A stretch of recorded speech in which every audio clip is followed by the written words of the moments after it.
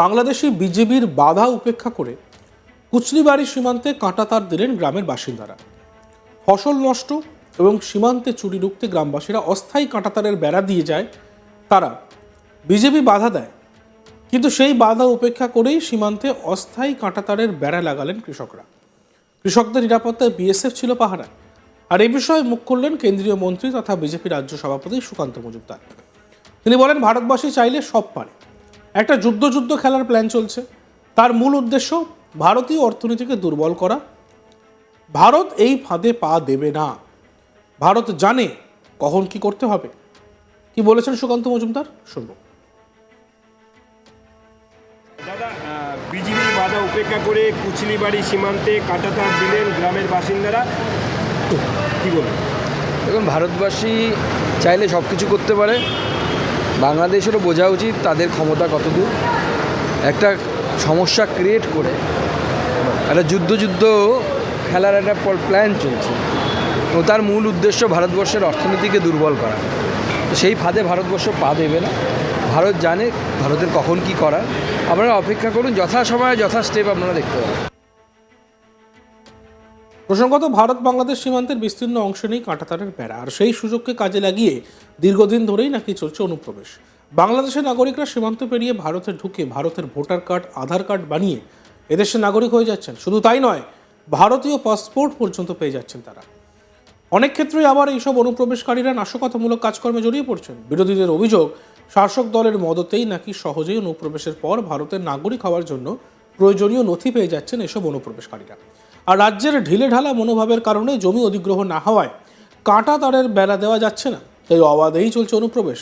আর এই অভিযোগ উঠছে বারবার। এছাড়া বাংলাদেশি দুষ্কৃতীদের অত্যাচার তো রয়েছেই। আর এবার এইসব বাংলাদেশি দুষ্কৃতীদের অত্যাচারের ফলে অতিষ্ঠ হয়ে নিজেরাই কাঁটাতারের বেড়া দেওয়ার কাজ শুরু করে দিয়েছেন গ্রামবাসীরা। আর এই ঘটনাকে কেন্দ্র করে উত্তেজনা ছড়িয়েছে কোচবিহারের ভারত বাংলাদেশ সীমান্তের কুচলিবাড়ি এলাকায়। শুক্রবার 10ই জানুয়ারি সকাল থেকে এই গ্রামবাসীদের একাংশকে দেখা যায় তারা কাঁটাতারের বেড়া দিচ্ছিলেন নিজেদের কৃষি জমিতে। আর এই জমির ওপারে রয়েছে বাংলাদেশের দহগ্রাম, অঙ্গারপোতা গ্রাম। একদিকে রয়েছে কোচবিহার মেখলিগঞ্জের কুচলিবাড়ি গ্রাম। বাংলাদেশের অশান্ত পরিস্থিতিতে নতুন করে উত্তেজনা ছড়িয়েছে এই সীমান্ত এলাকায়।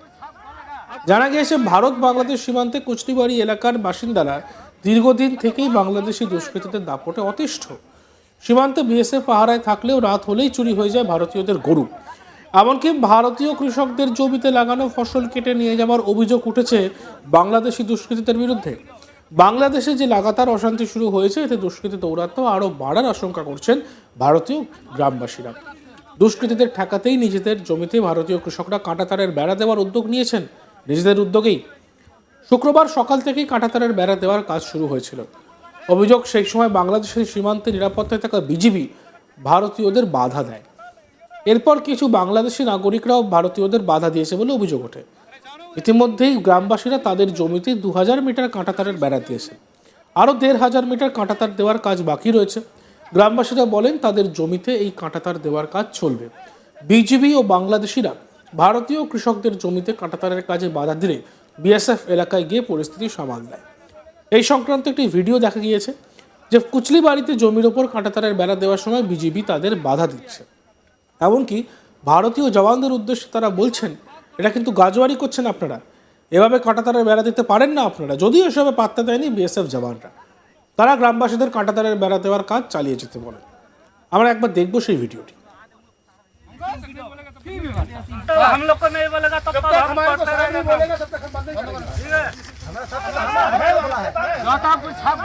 आपका भी साहब है, हमारा भी है।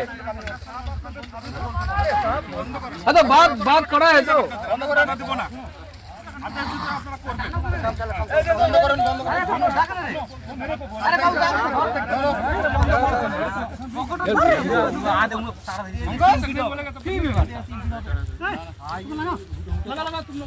अपना काम करो।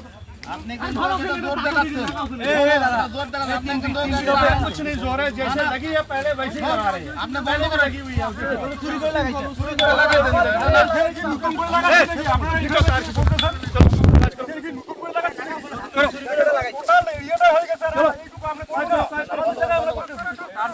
अरे जानो उधर, तुम क्यों इधर खड़े हैं? भेजो इनको इधर। वो तारी छोड़ दिया उन्होंने।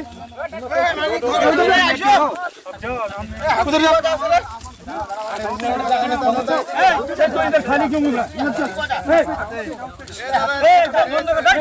हम लोग को नहीं बोलेगा तब तो हम करते रहेंगे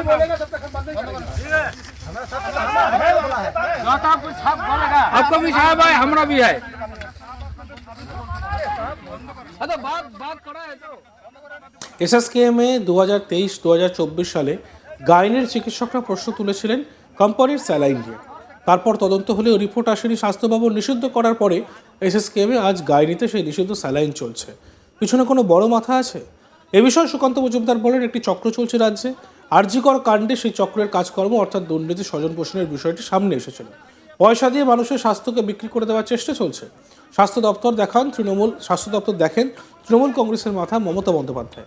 মমতা বন্দ্যোপাধ্যায় ভাবছেন না তার বিশ্বাসযোগ্যতা কোথায় যাচ্ছে। এখন তিনি একের পর এক ভোটে জিতে যাচ্ছেন। কি বলেছেন সুকান্ত মজুমদার, শুনব।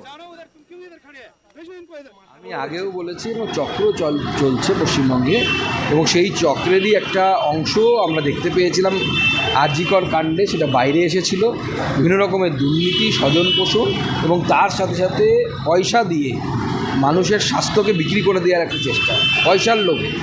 তৃণমূল কংগ্রেস এবং স্বাস্থ্য দপ্তর, মনে রাখবেন, তৃণমূল কংগ্রেসের মাথায় যিনি মমতা বন্দ্যোপাধ্যায় স্বয়ং দেখেন সে। অতএব মমতা বন্দ্যোপাধ্যায় থাকা সত্ত্বেও এই ধরনের ঘটনা ঘটছে, এটা মাননীয় মুখ্যমন্ত্রীরও ক্রেডেন্সিয়াল কোথায় যাচ্ছে তিনি ভাবছেন না। কারণ এখন তিনি দেমাগে আছেন, তিনি জিতে যাচ্ছেন বলে। যেদিন পাবলিক ধোলাই দেবে সেদিন বুঝতে পারবে। ডিজে বাজিয়ে মঞ্চে জাতীয় সঙ্গীত প্রসঙ্গে সুকান্ত মজুমদার তার বক্তব্য রাখেন। তৃণমূল নেতার উদ্যোগে আয়োজিত মেলায় ডিজে বাজিয়ে জাতীয় সঙ্গীত অবমাননার অভিযোগ জেলা তৃণমূল সভাপতির মেলার অনুষ্ঠানে, যা নিয়ে তুঙ্গে বিতর্কের ঝড়। সামাজিক মাধ্যমে প্রতিবাদ নেটিজেনদের, ক্ষমা চাওয়ার দাবি। মালদার রতুয়ার জেলা তৃণমূল সভাপতি আব্দুর রহিম বক্সি এবং তার ছেলে জেলা পরিষদের কর্মাধ্যক্ষ রিয়াজুল করিম বক্সির উদ্যোগে চলতি মাসের 4 তারিখ থেকে একটি মেলা শুরু হয়। এ নিয়ে সুকান্ত মজুমদার বলেন, জাতীয় সঙ্গীত ভারত রাষ্ট্রের প্রতি কোনো সম্মান নেই তৃণমূল কংগ্রেসের। এদের বিরুদ্ধে মামলা হওয়া উচিত। কি বলেছেন তিনি, শুনব। দেখুন, জাতীয় সঙ্গীতের প্রতি এদের কোনো সম্মান নেই, ভারত রাষ্ট্রের প্রতি এদের কোনো সম্মান নেই তৃণমূল কংগ্রেসের। স্বাভাবিক তারা ডিজে বাজিয়ে জাতীয় সঙ্গীতই করবে। তারা তো আর জাতীয় সঙ্গীতকে সম্মান করে না। যদি সম্মান দিতে জানতেন তাহলে এরকম করতেন না। এর বিরুদ্ধে তো মামলা হওয়া উচিত। পুলিশের উচিত স্বতঃপ্রণোদিতভাবে মামলা হওয়া। আমি মালদার আমাদের জেলার সভাপতির সাথে কথা বলবো, উত্তর মালদা জেলা সভাপতি উজ্জ্বল দত্তকে বলবো যে বিধায়ক তথা তৃণমূল কংগ্রেসের জেলা সভাপতির নামে এফআইআর করার জন্য মামলা। এটা জাতীয় সঙ্গীতের অবমাননা চলতেই থাকে। আজ সাসপেন্ড হবে, আবার কালকে দলের ভিতরে ঢুকবে। যেহেতু আরজিকর কাণ্ড নিয়ে উনি সরকারের বিরুদ্ধে মুখ খুলেছিলেন, তাই ওনাকে সাসপেন্ড করা হয়েছে। আর মুখ্যমন্ত্রীর বিরুদ্ধে কিছু বলা যাবে না। দেখতে থাকুন আজ তাক বাংলা। আমাদের ভিডিওসগুলি ভালো লাগলে লাইক করবেন, কমেন্টস করবেন, শেয়ার করবেন এবং চ্যানেলটিকে সাবস্ক্রাইব করতে ভুলবেন না।